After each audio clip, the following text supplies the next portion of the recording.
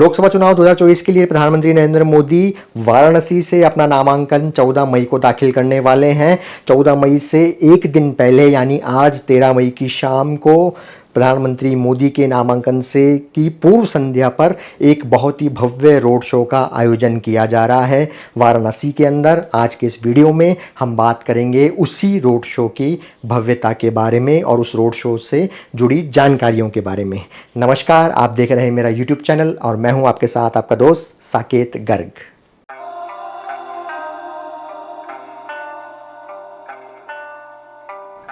जैसा कि हम सब जानते हैं, प्रधानमंत्री नरेंद्र मोदी पिछली 2 बार से वाराणसी से, उत्तर प्रदेश के वाराणसी से सांसद हैं। हमारे देश के प्रधानमंत्री ने 2014 के अंदर और 2019 के अंदर वाराणसी सीट से ही सांसद का चुनाव लड़ा था और जीते थे। और अब तीसरी बार 2024 के अंदर वे एक बार फिर से वाराणसी से ही सांसद का चुनाव लड़ने वाले हैं। और सांसद का इस चुनाव लड़ने के लिए वे 14 मई को अपना नामांकन पत्र वाराणसी से दाखिल करने वाले हैं, यानी कि वे अपना नॉमिनेशन चुनाव के लिए फाइल करने वाले हैं। 14 मई यानी कल नामांकन दाखिल करने से पहले आज यानी 13 मई को शाम को एक बहुत बड़ा रोड शो वाराणसी में आयोजित किया जा रहा है भाजपा के द्वारा, नरेंद्र मोदी की टीम के द्वारा। इस रोड शो की खास बात यह है कि इस रोड शो के अंदर जो लक्ष्य रखा गया है लोगों की भीड़ इकट्ठी करने का, वह लक्ष्य है कम से कम 10 लाख लोगों की भीड़ इकट्ठा करना। जी हाँ, प्रधानमंत्री नरेंद्र मोदी के रोड शो के लिए जो लक्ष्य बीजेपी की टीम को दिया गया है, लोकल वर्कर्स को दिया गया है, वह है कि कम से कम वाराणसी के 10 लाख लोग इस रोड शो का हिस्सा बने, प्रधानमंत्री के रोड शो का हिस्सा बने। यहां आपको बता दूं कि हमारे देश के वर्तमान प्रधानमंत्री और वाराणसी से भाजपा के लोकसभा प्रत्याशी श्री नरेंद्र मोदी का ये रोड शो शुरू होगा BHU यानी बनारस हिंदू यूनिवर्सिटी के बाहर से और इसका समापन होगा श्री काशी विश्वनाथ धाम पर। यह रोड शो कुल मिलाकर 6 किलोमीटर लंबा बताया जा रहा है। जैसा मैंने आपको पहले बताया कि इस रोड शो के लिए 10 लाख लोगों को बुलाने का टारगेट रखा जा रहा है, तो इतने बड़े टारगेट को पूरा करने के लिए पीछे एक टीम भी चाहिए। तो इसीलिए मीडिया रिपोर्ट्स के अनुसार बताया जा रहा है कि इस टारगेट को पूरा करने के लिए 25 टीमें बनाई गई हैं। उन 25 टीमों को लीड कर रहे हैं 4 यूपी सरकार के मंत्री, 3 सिटिंग सांसद और वहीं पे 14 विधायक यूपी सरकार के, उत्तर प्रदेश सरकार के विधायक, और साथ में कई MLC और पूर्व सांसद भी इस टीम के हिस्सा हैं।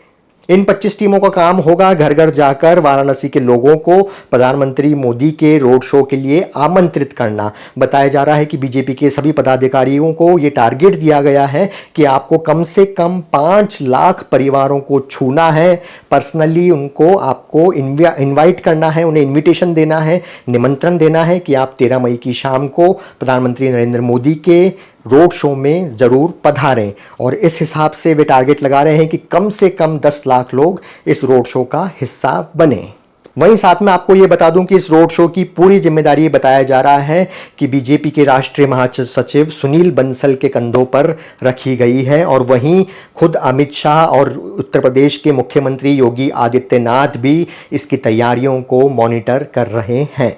बताया जा रहा है कि इस रोड शो के लिए सबसे ज्यादा भीड़ जुटाने का लक्ष्य दिया गया है दक्षिणी विधानसभा क्षेत्र, यानी कि श्री काशी विश्वनाथ धाम का जो एरिया है उस एरिया से सबसे ज्यादा भीड़ जुटाने का टारगेट दिया गया है। और उसी एरिया के अंदर जाकर प्रधानमंत्री नरेंद्र मोदी के रोड शो का समापन भी होगा। अब अगर यहाँ बात करें कि प्रधानमंत्री नरेंद्र मोदी का ये रोड शो किस किस रास्ते से गुजरेगा और किस समय शुरू होगा, तो हमारे पास जो रिपोर्ट्स आ रही हैं उसके अनुसार प्रधानमंत्री नरेंद्र मोदी का ये रोड शो शाम को 4 बजे शुरू होगा। और प्रधानमंत्री नरेंद्र मोदी इस रोड शो की शुरुआत बनारस हिंदू यूनिवर्सिटी के बाहर लगी पूज्य मदन मोहन मालवीय जी की मूर्ति पर माल्यार्पण कर करेंगे। रोड शो वहां से शुरू होकर उसके बाद पहुंचेगा लंका चौराहा और लंका चौराहा के बाद सोनारपुरा, फिर जंगमबाड़ी, फिर गौदौलिया, फिर बांस फाटक और फिर श्री काशी विश्वनाथ धाम पर इस रोड शो का समापन होगा। अब अगर हम ये बात करें कि इस आयोजन को इतना बड़ा क्यों किया जा रहा है, मोदी के रोड शो को इतना बड़ा क्यों किया जा रहा है, 10 लाख लोगों को इकट्ठा करने की बात क्यों की जा रही है, तो उसके जो रीज़न मुझे समझ में आते हैं उसमें पहला रीज़न ये है कि प्रधानमंत्री नरेंद्र मोदी चूंकि पूरे भारत के अंदर रैलियां कर रहे हैं, हमारे भारत में जो 7 चरणों में लोकसभा के चुनाव होने हैं उसके लिए वे पूरे भारत में जाकर रैलियां कर रहे हैं, तो उनके पास पर्सनली अपनी सीट पे प्रचार करने के लिए इतना टाइम नहीं होगा। और अगर जैसा दावा किया जा रहा है कि 10 लाख लोग इकट्ठा होंगे तो आप सोचिए कि अपने आप ऑटोमेटिक उनका प्रचार उन लोगों में हो जाएगा। वहाँ झंडे होंगे, बैनर होंगे, खुद प्रधानमंत्री पर्सनली वहाँ पर लोगों को हाथ हिलाकर या अपना चुनाव चिन्ह दिखाकर ग्रीट करते हुए नजर आएंगे। तो पहला रीज़न तो ये लगता है कि एक स्वतः ही अपने आप ही काशी के लाखों लोगों तक, या हम कम भी माने तो हजारों लोगों तक अपने आप ही प्रचार हो जाएगा, जो एक पर्सनल टच वाला होगा कि आप डायरेक्टली प्रधानमंत्री को देख पा रहे हैं। और दूसरा रीज़न जो समझ में आता है वो ये है कि इस रोड शो के माध्यम से, इस भव्य और बड़े रोड शो के माध्यम से पूरे भारत में भी मैसेज जाएगा कि देखिए प्रधानमंत्री के लिए कितना बड़ा माहौल बना हुआ है, बीजेपी के लिए कितना बड़ा माहौल बना हुआ है, और वापस से बीजेपी अपनी सरकार बनाने वाली है। देखिए लोगों के मन में प्रधानमंत्री नरेंद्र मोदी के लिए और मोदी सरकार के लिए कितना उत्साह है। तो हम सही मायनों में अगर इस रोड शो करने का एक रीज़न माने तो एक रीज़न ये हो सकता है कि इस रोड शो के माध्यम से प्रधानमंत्री नरेंद्र मोदी और भाजपा अपना शक्ति प्रदर्शन कर रहे हैं कि हमारे सबसे बड़े लीडर का नामांकन से पहले का रोड शो सबसे बड़ा होना चाहिए। साथ ही बताया जा रहा है कि इस रोड शो में ना केवल लोगों की भीड़ इकट्ठी करने का लक्ष्य रखा गया है, बल्कि बताया जा रहा है कि इस रोड शो के रास्ते में कई जगह भारत के अलग अलग राज्यों की अलग अलग संस्कृतियों की झलक भी दिखाई जाएगी, ताकि वहाँ पे एक मिनी भारत का जो रूप है वो भी नज़र आए, ताकि वही जो मैंने आपको बात कही कि पूरे भारत में इसका मैसेज ज़रूर पहुँचना चाहिए, ताकि माहौल क्रिएट हो। और चुनाव के अंदर सबसे बड़ा इंपॉर्टेंट फैक्टर ही क्या होता है? माहौल।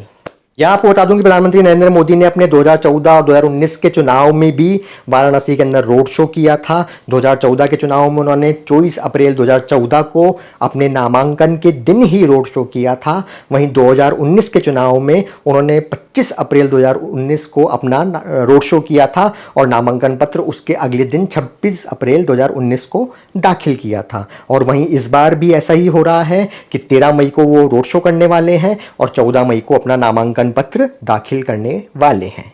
यहां इन टीमों के अलावा घर घर जाकर पर्सनली इनवाइट करने के अलावा ये बताया जा रहा है कि काशी के दशाश्वमेध घाट पर 9 मई से ही लेकर अभी तक एक ड्रोन शो चल रहा है, जिसमें कम से कम 1000 ड्रोनों का इस्तेमाल किया जा रहा है। उस ड्रोन शो के माध्यम से दिखाया जा रहा है कि प्रधानमंत्री नरेंद्र मोदी ने काशी के अंदर क्या विकास के कार्य किए हैं और उनका आगे क्या ड्रीम प्रोजेक्ट है काशी के लिए, वाराणसी लोकसभा क्षेत्र के लिए। दशाश्वमेध घाट पर जो ड्रोन शो चल रहा है पिछले 4 दिनों से, उस ड्रोन शो के अंदर 1000 से भी ज़्यादा ड्रोनों ने जो वहाँ पर दिखाया है उसके अंदर बताया जा रहा है कि कमल का फूल, डमरू, शिव जी का डमरू, काशी विश्वनाथ जी का दरबार और प्रधानमंत्री नरेंद्र मोदी के द्वारा वाराणसी के लिए किए गए विकास के प्रोजेक्ट्स जैसे कि काशी विश्वनाथ कॉरिडोर, गंगा विलास क्रूज इत्यादि को दिखाया गया है। और उसी के साथ ही प्रधानमंत्री मोदी का आगे के लिए क्या ड्रीम प्रोजेक्ट है वाराणसी और काशी के विकास के लिए, वह भी इस ड्रोन शो के माध्यम से दिखाया गया है। और बताया जा रहा है कि इस ड्रोन शो को देखने के लिए भी भारी संख्या में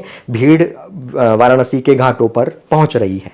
अब अगर हम बात करें कि इस ड्रोन शो की जरूरत क्यों पड़ी, तो पहला तो रीज़न ये कि ड्रोन शो अपने आप में एक अनूठा जो प्रोग्राम है हम सभी के लिए। अगर कहीं ड्रोन शो होगा तो हम लोग उत्सुकता से उसे देखेंगे, तो अपने आप उत्सुकता आएगी लोगों के अंदर उसको देखने की, अपने आप आपका प्रचार होगा। दूसरे इन्फ्लुएंसर्स हैं वो उसका वीडियो बनाएंगे, डालेंगे, उससे आपका प्रचार होगा। दूसरा जो वहाँ श्रद्धालु आए हुए हैं वे भी अट्रैक्ट होंगे, युवा अट्रैक्ट होंगे। तो कुल मिलाकर ये विन विन सिचुएशन है, एक नए तरह का प्रचार का तरीका अपने चुनाव में सम्मिलित करने से। लोकसभा चुनाव से जुड़े और भी इंटरेस्टिंग फैक्ट्स और इंटरेस्टिंग वीडियोस देखने के लिए मेरे चैनल को नीचे सब्सक्राइब का बटन दबाकर सब्सक्राइब करना ना भूलें और साथ ही इस वीडियो को ज़्यादा से ज़्यादा शेयर करना भी ना भूलें। फिर मिलते हैं एक और इंटरेस्टिंग वीडियो में, तब तक के लिए अपना और अपनों का बहुत ध्यान रखें, बहुत खुश रहें। जय हिंद।